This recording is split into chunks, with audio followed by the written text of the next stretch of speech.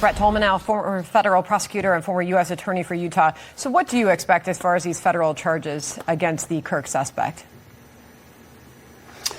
Well, look, it's not as simple as just bringing federal charges. The predominant jurisdiction is in the state when it comes to any homicide. The question is going to be, can they make a conspiracy case? Can they bring others involved with the preparation or the help or the assistance? Was there anyone assisting the getaway? Was there individuals that assisted with his acquisition of the firearm or the ammunition? There are potential federal gun charges that they will be looking at. So I think at this point it's a little early to know what they might have.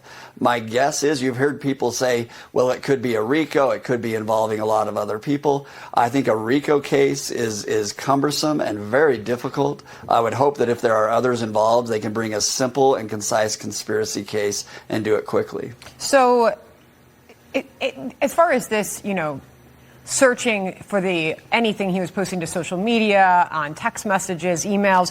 Why is that so important? Obviously, they're still looking for this quote-unquote motive, which obviously everybody says, well, why is that necessary? He sought to kill a man and did. But they believe that the anger that he could be showing in some of these posts at Kirk's views obviously could lead them to different places.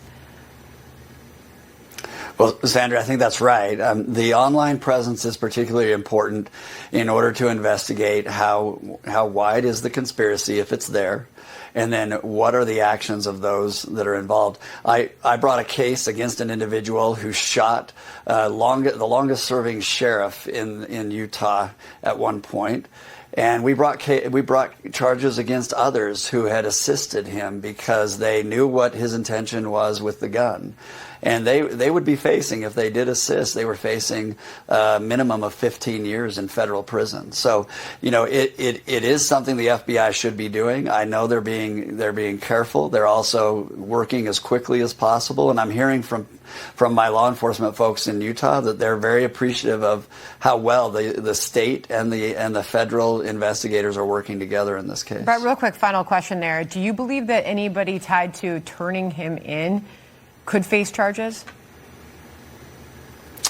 I do. I think, it's very curious. The partner and roommate, was he involved, and then did he change and facilitate, adding evidence to try to secure him? It will be interesting to see what they expose, everybody's involvement. There's far too much, by way of celebration of many of those that were on the same chat groups and gaming chat groups. And so we'll see what they have to uncover. But I think at this point, it's very early in the investigation to know what sort of federal charges will be brought. Yeah, I just want to finish off with this. In the Axios article on the transgender roommate may lead them to the motive. Federal and state law enforcement officials also are examining leftist groups in Utah to see whether they had knowledge of the alleged shooter's plans beforehand or if they lent material support to him afterward.